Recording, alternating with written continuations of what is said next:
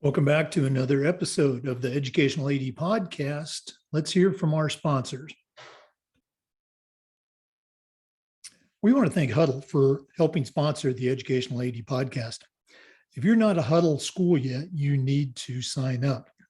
Huddle has more than 180,000 teams, including the best in the world, and they use their technology and video analytics to help their teams perform at their very best. Huddle has online tools, mobile and desktop apps, smart cameras, and more to help your coaches do a better job of coaching their players. Go to huddle.com and find out more. Huddle is currently working with youth programs, high school, college, all the way up to the professional ranks. Millions of coaches and athletes make Huddle their home for performance analysis with over 6 million users, including your players, your parents, and the colleges and universities you're trying to get your players recruited to. Once again, go to huddle.com and find out more about how to become a Huddle school.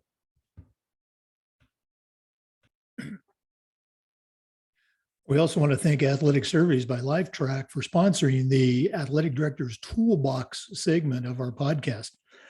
Athletic surveys are a quick, easy, and affordable way to collect comprehensive data that allows you to evaluate and improve your athletic program.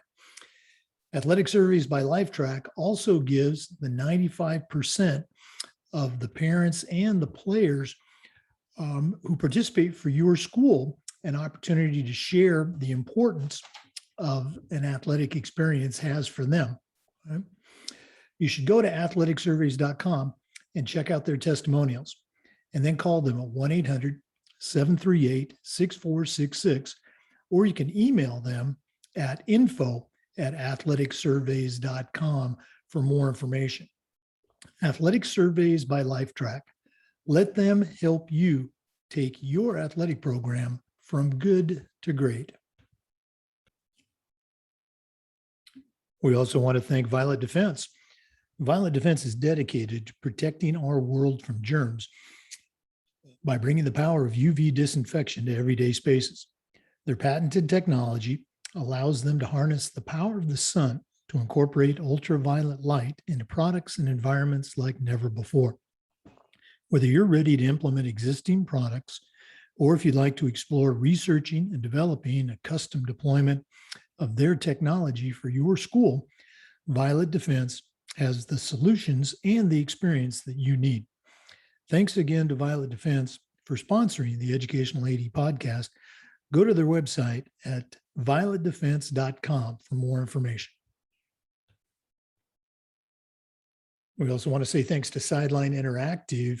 We have a Sideline Interactive video score table in our gym, and it is truly a fantastic product. You know, it's becoming harder and harder to fund an athletic department these days, but Sideline Interactive's indoor scoring tables and video boards can generate $10,000 or more every year while creating excitement in the gym and the ultimate game day experience for your student athletes. Go to sidelineinteractive.com or call 832-786-0302 to schedule a live web demo and see their tables and boards in action. Find out what these fantastic products can do for you. You can also email them at sales@sidelineinteractive.com. That's sales@sidelineinteractive.com. You know, Wall of Fame by Vital Signs is on a mission to bring your school's legacy to life. They provide a variety of interactive touchscreen options and an extensive library of templates to make it easier than ever to recognize the athletic achievements of your students, both past and present. For ideas on how to showcase your school's diverse history, along with your proudest moments, visit vitalsignswalloffame.com, or to learn more and get started on your own digital Wall of Fame tribute, call them at 614-981-3589 or email them at sales@vitalsignswalloffame.com. You won't be disappointed. We also want to thank our good friends at Hometown Ticketing, the leading digital ticketing provider to schools and colleges. For more information, go to hometownticketing.com. That's Hometown Ticketing, simple and easy online ticketing. Welcome back, everyone, to another episode of the Educational AD Podcast. We've got a really cool guest today, Lance Loya. Lance, gosh, he's an author. He's a speaker, his former coach. You can find more about him, and we'll hear more about it at coachloya.com. He founded the Good Teammate Factory, and he's written several books, including, and this is really one of my favorites. I've got it right here. Let me get it on the camera. There we go. The We Gear. Okay, how teammates can shift from me to we. Really, really cool book. Lance, welcome to the podcast. Jake, thank you so much for including me in your project. And I really have been looking forward to this conversation with you. So thank you. Go ahead. I'm sorry. Yeah. No, thank you. Yeah, I was going to say, we touched base, I think it was back in the summer. And, again, long story short, we got you on the podcast. So no, we're very glad to have you and appreciate you sharing some time with us. We always like to let our listeners have a chance to get to know our guests. So give us that 5-minute bio, tell us where you grew up, where you went to school, maybe some early coaching gigs and how you got on this path of helping athletic directors and coaches, do a better job. Okay. So I don't know if I'm going to use all the 5 minutes. I'll try and keep it brief here. So I live in Orlando, near Orlando, Florida right now. In fact, I live very close to Walt Disney World. I can look out my home office window here and I can see the nightly fireworks in the Magic Kingdom. But I'm originally from a very rural part of Western Pennsylvania. In fact, there are two classic sports movies filmed in what would be the closest town to where I lived. The football movie with Tom Cruise, All the Right Moves. Oh, great movie. And then the great hockey movie, Slapshot with the great Paul Newman. So that I kind of grew up there, in both of those movies. There's the backdrop to both of them is kind of the steel mills are closing down. The economy's not going well. What do we do now? What are we going to do now? And I guess that was kind of a theme to a lot of my childhood growing up. The coal mills and steel mills were struggling. So sports were a big part of life. And, like a lot of kids in the Rust Belt communities, sports were, an opportunity to find identity, to, for some to find a way out, to find a better spot in life. And it was certainly true for me. So I gravitated towards sports, and I lettered in 5 different sports in high school. Eventually I settled upon basketball in college, and my collegiate playing career didn't amount to a whole lot, but eventually I found myself in the coaching ranks, and I loved that lifestyle, and I thought that would be, my life's path. And then an unexpected sequence of events kind of changed the trajectory of my life. I had a player after about 15 years of coaching, and I coached at, I think I've coached at every level at one point or time. I've coached the elementary kids. I was a head junior high coach. I was a head high school varsity coach, and then I moved on to the collegiate ranks. I think I did so at a very young age too. I don't know. Time will tell if that was good or bad. I think when I was hired, I was the second youngest head coach in the NCAA.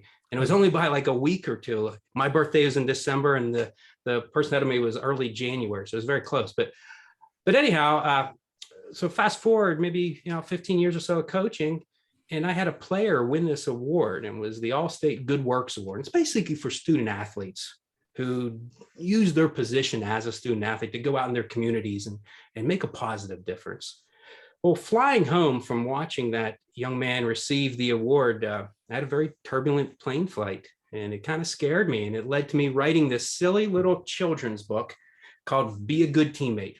And I never intended that thing to be anything else than Daddy's last words, last bit of advice to my own daughters. That's all that book was ever. And I came home, I got off my flight, and I sketched out these very rudimentary drawings, and I printed them off our little inkjet printer, which is what we had back then, and folded them in half and sat them on the kitchen counter. And as those things go, my wife shows it to some of her dance mom friends, or show it to their friends, and it became a book.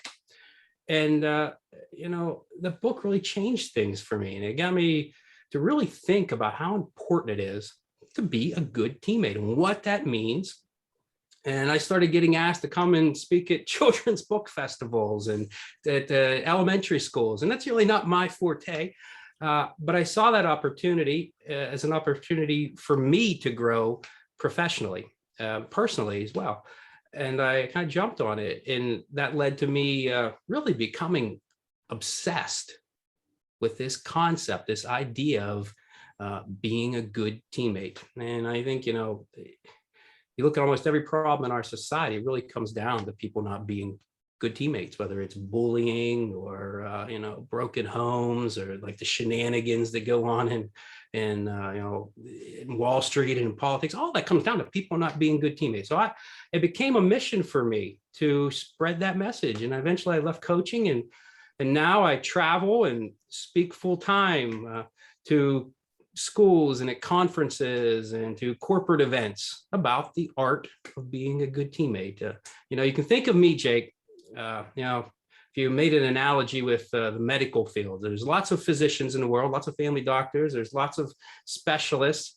But if you have a very rare form of cancer, you want to go to a specialist, an oncologist who specializes in that form. And that's kind of what I do. I'm a specialist, and I specialize in one thing, and that's the art of being a good teammate. I help people become better teammates, and I help people help others become better teammates. Yeah, was I under 5 minutes? I hope. Oh, no, that was fantastic. Very cool. I love the origin stories. And although I have not read Be a Good Teammate, which I see over your shoulder there in your bookcase, I think I know a lot about it because you are very prolific in a very good way on Twitter. And I've been on your website and I've looked at your resources there, and just some really, really cool stuff. As I'm perusing it, I found myself saying many times, boy, I wish I would have had this, 15 years ago, 20 years ago. Talk a little bit about the book, The We Gear. I was going through it last night again, and it's all highlighted and the pages are folded and things like that. And I was trying to think, well, what can I ask him? So I'm going to throw one point at you. Don't mean to ambush you. And then maybe, pick out maybe one other nugget to share that you think is maybe a key nugget for a coach or an AD. And for our listeners, I'm telling you, this is a book you really want to add to your library. I picked out, it's fairly early. You have a section called Pleasure versus Happiness. And you kind of talked about the book, The Hacking of the American Mind. You remember those points? Oh, yes. Those just really jumped out at me. So maybe share very briefly that section, how it's going to help a coach or an AD. And then if there's another one that you'd like to share, we'll certainly have time for that. Yeah. Well, let's backtrack just a second. So the book was written by a coach for athletics personnel, because listen, we have unconventional, atypical lifestyles, and we are not 9-to-5 people.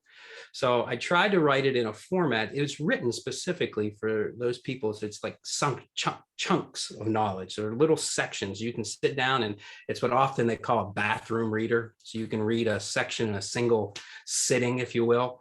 And then you move on to the next. You might not be able to pick that book back up for days or weeks, months even. But when you pick it back up, you're not going to be lost. You're not going to have to review anything. So it's kind of written that way. And I also wrote it with the idea that it was going to be a book study for teams to read together. And I was going to broach the topics that coaches wanted to talk about, but didn't really know how to get into with their teams. So I was going to give them an opportunity, like, we can talk about this now because we're all on the same page, quite literally.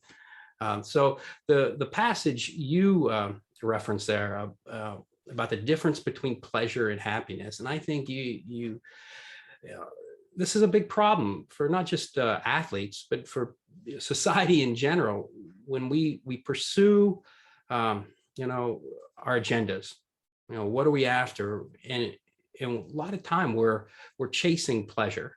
I mean, it's the, you know, the next high. It's whether it's a, you know, a drug or alcohol or cigarettes or whatever, or you know, parties, whatever that may be. And you're always looking for that next high, where in reality, people who chase pleasure, they can never get enough of it, because you can, you know, you become addicted to it, and as you get one high from it, it goes on. And it's not, whereas happiness, you can't have too much happiness. There's no such thing as overdosing on happiness. So people pursuing those pleasure things, instead of pursuing things that are going to give them happiness, and any number of things can produce that chemical reaction in our body. And there is an actual biochemical difference between things that give us pleasure versus things that give us happiness. So here, I'll give you an example. I was speaking recently to a juvenile detention center, and we do this exercise with them, and they're talking about, well, what do you want?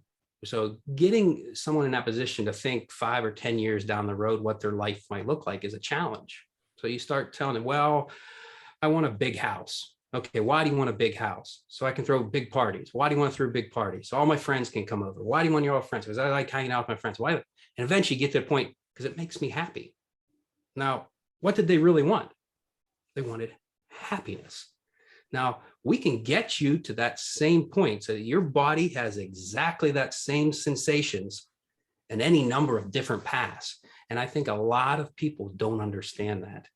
And it's just, it's a knowledge thing that you share that idea when they understand, like, oh, I guess I don't have to do that. Maybe I can pursue this avenue. So I guess that's the one point. If I had to pick out another point from the book, well, Jake, let me ask a question. Like, think of yourself and your professional career and your time as an AD, and not just yourself, maybe all the plethora of guests you've had on the show. What would you say is their biggest problem, their biggest challenge, or maybe 1 or 2, 3 things? What do you think presents them the biggest challenges, complaints? Oh my goodness. I'm going to go ahead and use one of my own, but I think there's some commonalities with all of us, is just finding that balance between, you know, work and family. You know, we're all in this profession, you know, that alpha, you know, mentality and that drive to succeed and win and help others succeed and win, you know, kids, coaches, you name it. And then going home, you know, at least for me, you know, there were many times I had a hard time, you know, turning the switch off. So just finding that balance, I think. Yeah, I would say that's a big one. Any others? Well, I guess from a practical standpoint, you know, resources, and maybe that's, you know, time on the job. You know, I was very fortunate as an AD at my last couple of jobs. I was a full-time AD.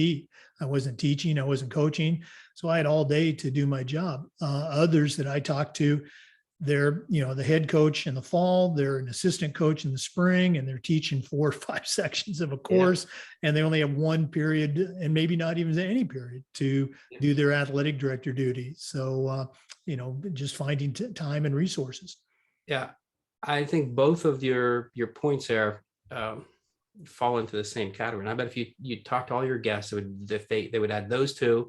And I suspect the third would be just relationship challenges in relationships. Those are dealing with difficult parents, or dealing without with question, coaches that are not on the same. You know, you got the football coach. It's raining outside. They want to practice inside, and think the volleyball coach should give up the practice time so they can't. You know, or just students who are, you know, well, all of those issues. Mm-hmm. The 2 you mentioned, plus they all come down to, you know, selfishness. It's people are incapable of putting we ahead of me, and they don't understand how their selfishness impacts others. So I think what I do, and where this gets a bit back into the we gear, the original question is, we often tell people that we recognize the problem is selfishness. And even in like the first example you gave about, the self-care, not turning it off. I mean, you walk a fine line between trying to be selfless, and because you're so selfless, you end up being selfish for not self-care.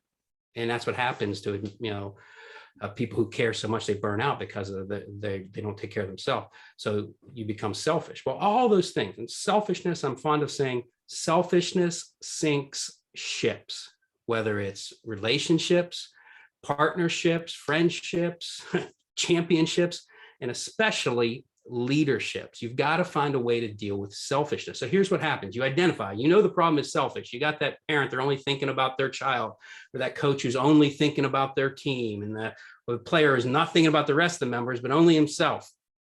So you tell them, you're being selfish. Well, they put up this defensive wall with that, and they don't really grasp it. You got to be a better teammate, you tell them.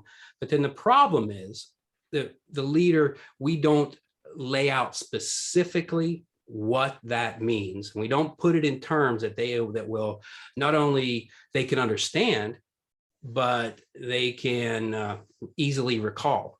And I think that's what the we gear is. The we gear is a way of warding off selfishness. And I just very brief, I'll explain it. So we'll steal the analogy of driving a car. Can you drive a stick shift? Yes, I can. Yeah, I would say you're one of the, I'm certain you're one of the exceptions. Most people can't. So, it's a lost art in many ways, but those who can understand. All right. So you're going up a steep hill, you need more power, you shift into a lower gear. You're on a highway, need more speed, shift to higher gear. Before you shift gears, you've got to depress, engage the clutch. And this is known as a clutch moment. Well, as humans, we have clutch moments in our lives. It's those junctures where we got to make a quick decision about which way we're going to proceed. Most people, when they reach those clutch moments, go into the me gear. They choose what's best for me. And me becomes the center, the basis for all their decisions. Whereas good teammates come to those clutch moments, shift into the we gear. They base their decisions based on the answer to one question: what's best for the team? And when you ingrain that mentality, when you emphasize it, recognize it, and reward it, you increase the likelihood of it being repeated. So that is what the we gear is meant to do. Very cool stuff. And again, whether you're a coach with a team or you're an AD dealing with a team of coaches, that whole we concept is critical. For our listeners, we're talking with Lance Loya, author, speaker, and coach. We're going to hear some more wisdom, but let's take a quick break and hear from a couple of our sponsors. We want to thank Huddle for helping sponsor the podcast. Huddle powers sports. They have over 180,000 teams, including the best in the world, that use their product to elevate the performance of their student athletes and their coaches. Huddle is the complete package. They have online tools, mobile and desktop apps, smart cameras, including the Huddle Focus. We have one at our school. Analytics, of course, and much, much more. Okay, go to their website. You can browse their products. Huddle's built for every level, from the youth through high school and college, and even up into the professional ranks. Over 6 million users, including your student athletes, your parents, and probably the colleges and universities that you're trying to get your kids recruited by. 1 billion highlight views and counting. Kids are on the Huddle platform. If you're not, you should be. They have school packages that are available. If you want to learn more, go to huddle.com and see how you can become a member of the Huddle team. We're back with Lance Loya. Lance, we always like to ask our guests to share who are their mentors, who helped get you to where you're at today. None of us get here on our own. So who are some people, maybe family members or coaches, or maybe people you've worked with or worked for? The expression I like to use is I still hear those voices in my head. Yeah. So whose voice do you still hear? That is such a great summation. You hear the voices. I know people are listening on the podcast. They might not see the video, but I'm smiling right now. And if you could see inside, my heart is smiling. I bet every guest you asked that question to, because those people touch you. I happen to believe that, we all have our personal Mount Rushmore. It's those 4 individuals who really had the biggest impact on our life. And it's usually someone who influenced our values, someone who influenced, our work ethic, someone who influenced our career path, and then someone who influenced our outlook on life. And it's an interesting question, because the first adult nonfiction book I wrote was called Building Good Teammates. And the subtitle of that was the story of my Mount Rushmore, a coaching epiphany, and that none. The coaching epiphany being that this is what we need to emphasize in youth sports, being a good teammate. But my Mount Rushmore, with a lot of the book, is a lot about those 4 people who had an impact on my life. And the people were Dennis Gibson, who was my junior college coach, basketball coach. And Dennis is in the the NCAA Hall of Fame. He's got his 800 plus career wins. I was very blessed to coach him. Just a phenomenal coach. And I know it's a cliche, but he's even a more phenomenal person. And I really learned so much about trust and the value of loyalty and commitment from Coach Gibson. So I was blessed to have him be a mentor. The other mentor I had was a man named Mike Burton, who I played for and eventually worked for when I was overseas. And his name's not a household name in America, but in British basketball, he's royalty. I mean, he's a legend. And the fact that he is not, for all Mike Burton has done for sports in the United Kingdom, the fact that he has not been knighted yet is one of the great travesties of this lifetime. But Mike was such a hard worker, and he got so much more done than most people were able to. And I really learned a lot about work ethic and the time management from Mike.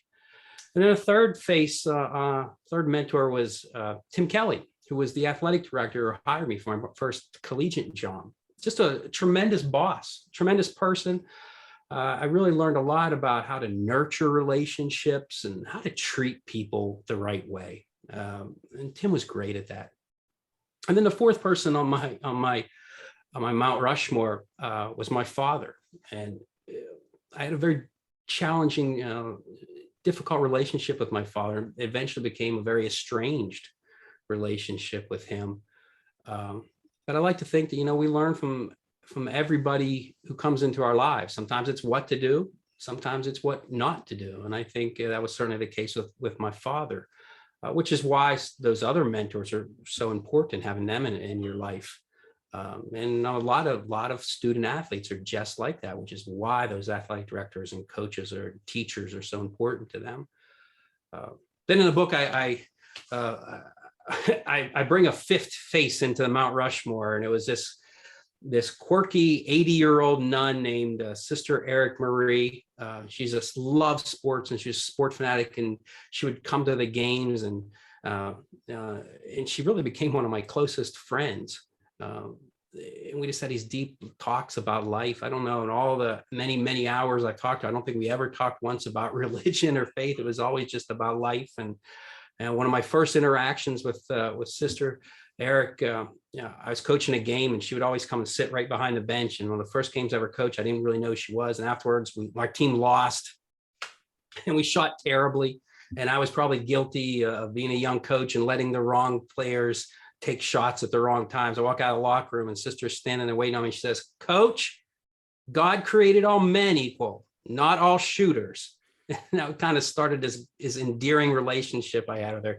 And she really, really showed me, how you as a human being can use your talents to positively impact the lives of others. So those were kind of my main mentors. And of course, now, I learned from a lot of people. Some I don't know, like you, Jake. I learned from this podcast all the time, and your book, The Athletic Director's Toolbox, it was fantastic. And I'm not just saying that. I'm not buttering you up or anything. I really did like it. It is a wonderful reference for leaders in sports of all levels. And I like reading George Raveling's. He's been a great mentor for me from a distance. I'm a huge John Wooden fan. I read everything I can about his life. And in fact, one of the best moments of my life, I was at a convention. I was at a book signing, and with my books, and the person next to me was Jamal Wilkes. Now, your younger listeners probably won't know that name, but he was a basketball star back in the late 70s, early 80s. He was a member of the Los Angeles Lakers. I think it was Silk, and Silk was a part of that Showtime with the Lakers with Magic Johnson and Kareem and that whole team.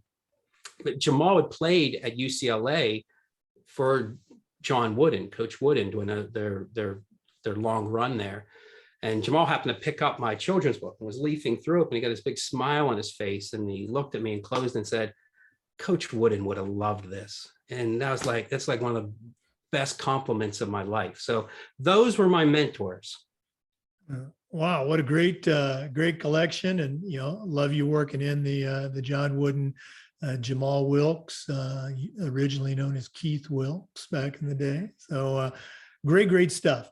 Again, we're visiting with Lance Loya, author, speaker, coach, and teammate expert. We're going to come back for more, but let's take another quick break and hear from one of our sponsors. We also want to thank Sideline Interactive video score tables and video boards for helping sponsor the podcast. It's becoming harder and harder to fund an athletic department these days, but Sideline Interactive's indoor scoring tables and video boards can generate $10,000 or more every year, while also creating excitement in the gym and the ultimate game day experience for your athletes. Go to sidelineinteractive.com or call them at 832-786-0302 to schedule a live web demo to see their tables and boards in action and see what these fantastic products can do for you. You can also email them at sales@sidelineinteractive.com. That's sales@sidelineinteractive.com. You won't be disappointed. We also want to thank Vital Signs Wall of Fame. Vital Signs has a mission to bring your school's legacy to life. They provide a variety of interactive touchscreen options, along with an extensive library of templates to make it easier than ever to recognize the athletic achievements of your students, both past and present. For more ideas on how to showcase your school's diverse history, along with your proudest moments, visit vitalsignswalloffame.com, or to learn more and get started with your own digital Wall of Fame tribute, call them at 614-981-3589, or you can email them at sales@vitalsignswalloffame.com. That's sales@vitalsignswalloffame.com. Welcome back, everyone, to our visit with Lance Loya. Lance, you've got quite an impressive website that shares the services that you provide for businesses, for leaders, and for our audience, athletic directors and coaches. So what I want to do is screen share your website, but just give you an opportunity to tell our audience, and I'm telling you, listeners, you really need to check this out and find out all the things that Lance can do for you. But share with our listeners why they should be taking advantage of your services. So let me go ahead and do a screen share here. There we go. And I'm going to let Lance talk while I just kind of scroll through. Okay, peruse the site, Jake. So, we've mentioned social media earlier. My social media and the website in general all came about because of my obsession with being the art of being a good teammate. I wanted to find ways to share my discoveries. If I came across a good idea or an insight or a way you can improve something, I needed to get that information out. And that's how the social media, I started posting simple little ideas that I came across. And I started a blog, and that blog following, my mailing list, has grown exponentially. It far exceeded any of my wildest dreams. And you can sign up for the blog right on the website. And we send out an email, a newsletter every Tuesday called Teammate Tuesdays. You just scrolled past there, I think, about the Good Teammate Quiz. What a wonderful resource for coaches and athletic administrators, or just team leaders in general. We offer a quiz on our website. So one of the hardest things about coaching or about leadership in general is broaching a difficult subject. I mean, how do you tell somebody on your team that they're being selfish without somehow compromising your relationship with them? You really have to be an established relationship to reach that point. Well, I help teams accelerate that. So what you do is teams go in, you can take it as an individual, and you take it all together as a team if you'd like. But it's just a short quiz. It's a 3 to 4 minutes quiz, and just ask a series of questions. And at the end of the quiz, you get a score and what kind of a teammate you are. And what this does, and the advantage it gives leaders is people take the quiz. If they're a good teammate, they're going to score high on it, and they're going to receive the justifiable vindication that they want. They need to be, reminded they are a good teammate. The ones who score low, which most of us score lower on the quiz than we anticipate scoring. And our first reaction is always, oh, that's garbage. That's ridiculous. And then they move on to stage 2 and they start thinking like, well, I don't do that very well. I could get better at that. And then eventually they move on to the third and final stage. You know what? I'm going to do better at that. I'm going to make a point to really try and improve on that. And as a coach, you go to this. Oh, you took the quiz? How'd you score? Oh, why do you think you scored low in that? You didn't score very high in loyalty, huh? Well, what do you think you could do to improve that?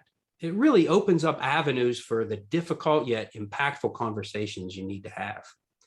And then you scroll down further, you came across the Good Teammate Factory. We have an online course, and this is fabulous for teams, especially teams that are struggling. You think of an athletic director and all your headaches. You're constantly putting out fires and plugging holes in the dike, all those little problems, and you really want to grow. But all you can do to keep up with the demands on your time is keep your head above the water, and all you're doing is existing. You're never allowing yourself an opportunity to excel because you just don't have the time for it. Well, the reality is, if you stepped back and made time, you carved out a time to work on your culture and solve those little problems, you'll move from existing to excelling. So the course, it's basically it replaces a practice. So you take a day off practice. Instead of going to the gym or to the field, you go into a classroom or an auditorium and you go through this course. And it's a series of modules that walks you through the 5 key behaviors of good teammates. ALIVE. Anybody can be a good teammate. All you have to do is be alive. And that's an acronym that stands for active, loyal, invested, viral, and empathetic. We talk about each of those, and every course module has an interactive activity that's going to help improve your team culture.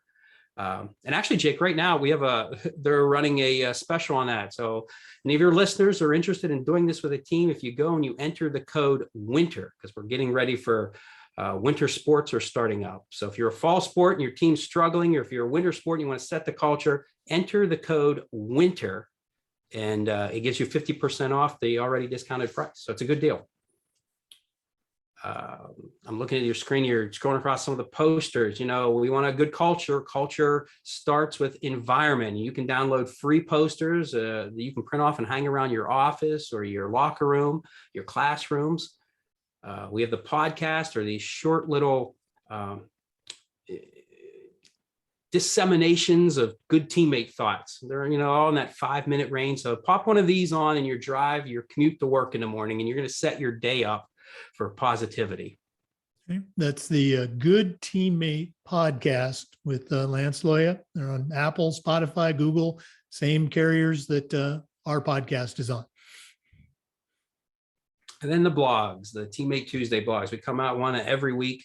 Yesterday was a Tuesday, and we did 20 ways to be coachable. And these are just thoughts, ideas to make you think about, well, how can I implement this and improve the quality of teammates on my team? We all, there's a lot of good leadership experts and teamwork and team building experts, but I really focus on the teammate, with the logic being you improve the individual teammate.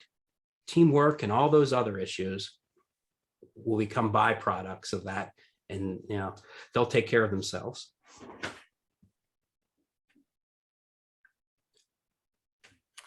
Then the books, all the books, you can all get them on my website, as well as all the normal book outlets.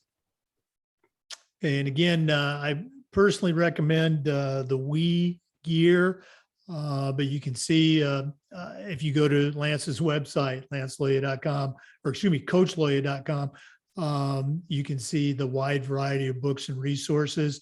You can also get on the mailing list.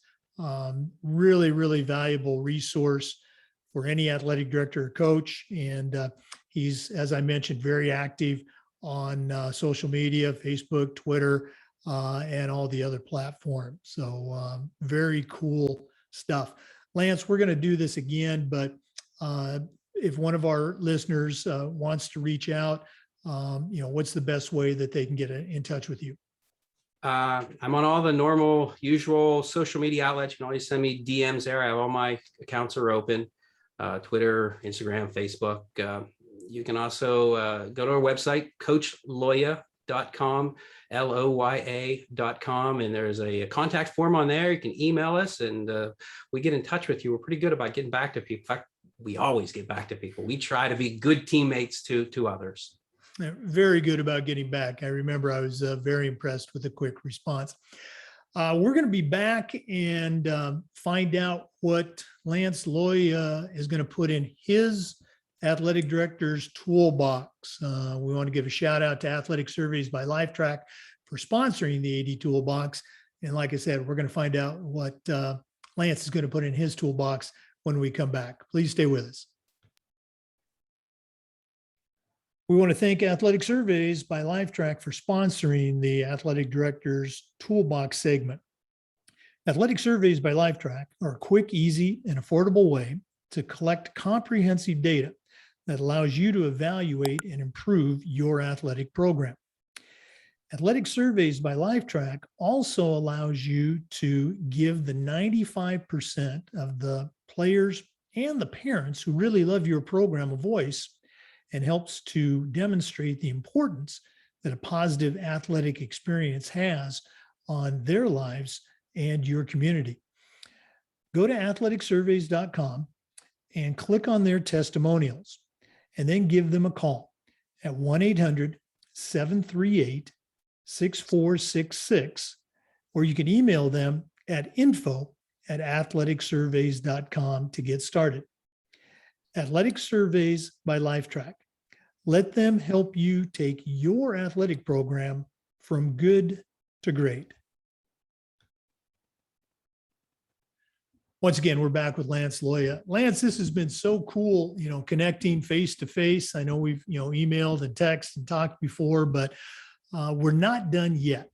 We always like to wrap up with what we call the athletic director's toolbox. So right now, I'm going to give you an opportunity to send out a brand new athletic director on their very first job, but I'm only going to let you put 3 things in their toolbox. What 3 items are going to go in Lance Loya's Athletic Surveys athletic director toolbox?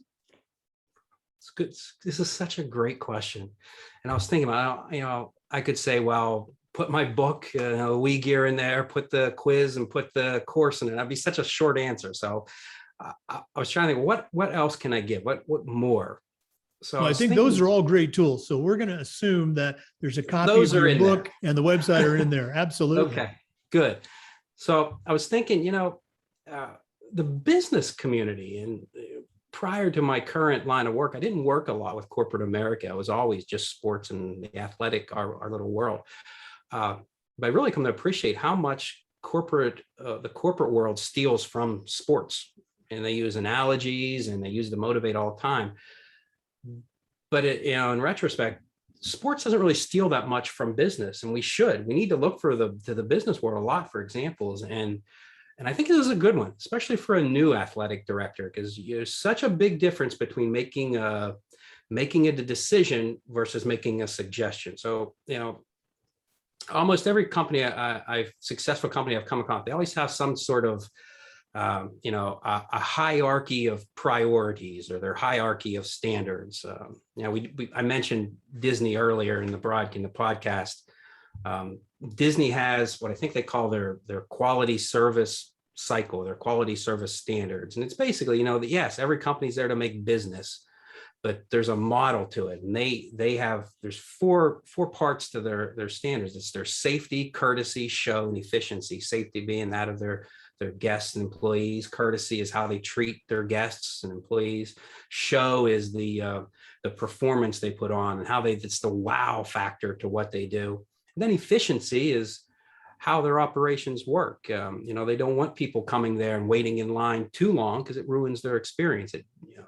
Now those are all four good, but there's a hierarchy to them. They prioritize those. Safety comes first, then courtesy, then show, and efficiency. Now you think about it, there can be a conflict between your priorities. See, if you have them laid out and prioritize them, you default, you make your decision making easier.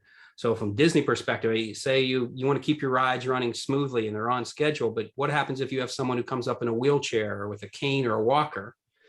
Well, you've got to slow that ride down, slow that line down to get them safely on there. Safety trumps. Or what happens if, Test Track is a great ride. Everybody likes to go to Epcot and ride Test Track. But what happens if it's lightning outside? That ride is no longer safety and it shuts down. That's the end of the discussion.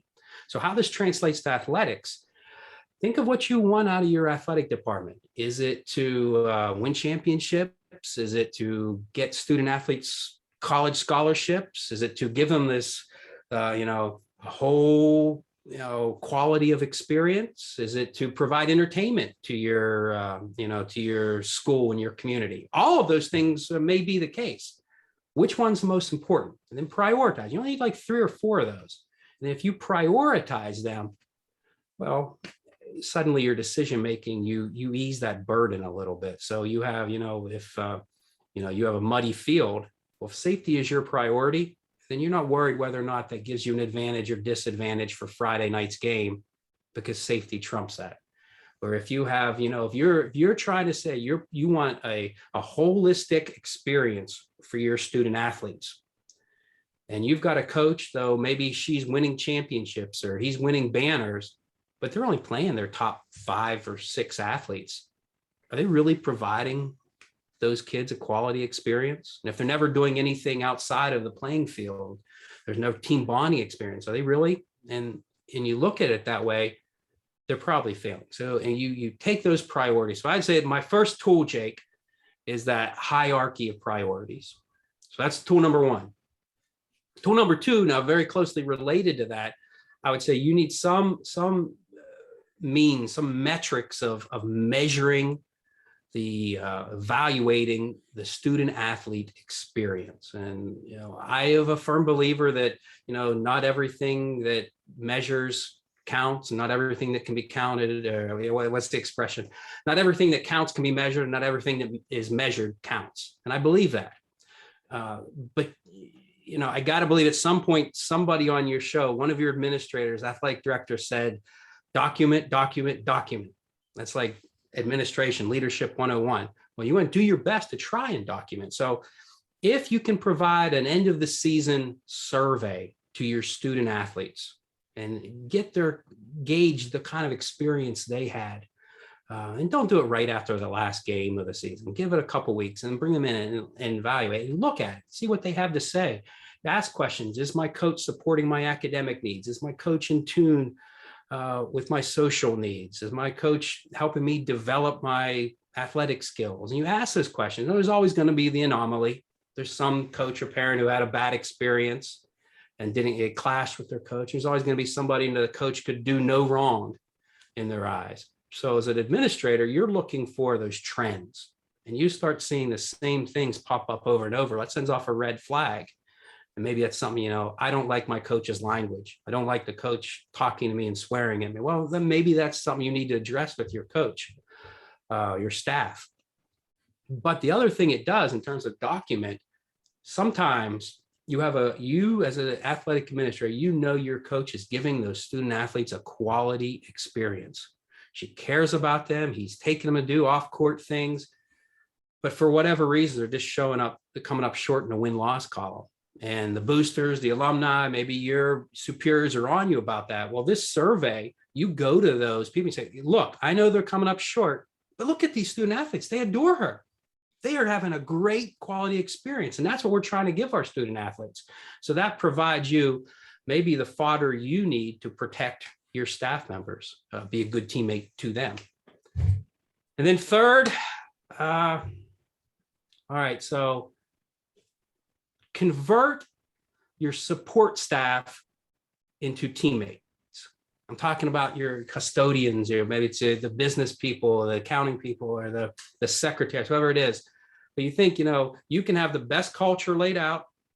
You can have all of the best hires in the world, the best equipment, the best facilities, and one underappreciated custodian will derail the whole operation.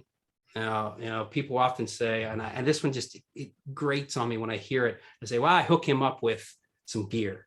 I hook them up with gear. That's nice, but you're doing yourself a disservice if that's all you're doing. The great Chuck Noll, the Pittsburgh Steelers coach from the 70s and 80s, had it a saying that the mercenaries will always defeat the draftees, but the volunteers will crush them both.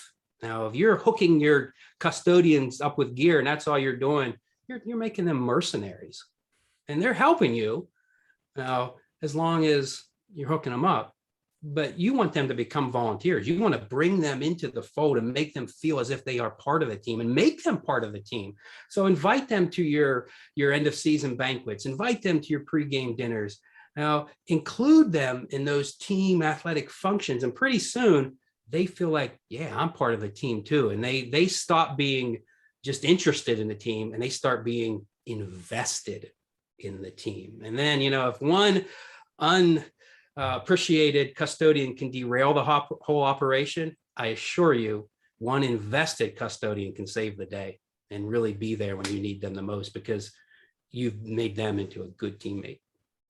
So there's my 3 tools, Jake. Wow. Great stuff. I love the comment about, not everything that matters, can be counted, and not everything that you count matters. And again, you really can't overestimate the impact of nurturing and developing, those very important support people that you mentioned as part of that family, as part of that team. Great stuff. Okay. Lance Loya, one more time, if one of our listeners wants to reach out, and folks, you better do this. It's a great resource. What's the best way that they can get in touch with you? Easiest way, you can social media, you can send me direct messages. It's just the easiest way is Google my name, Lance Loya, and all those resources are going to pop. Technology is great, for that. But on Twitter, it's at Coach Lance Loya, Facebook and Instagram. We just started a new Instagram account, so it's fairly new. So go and follow us and help us grow that.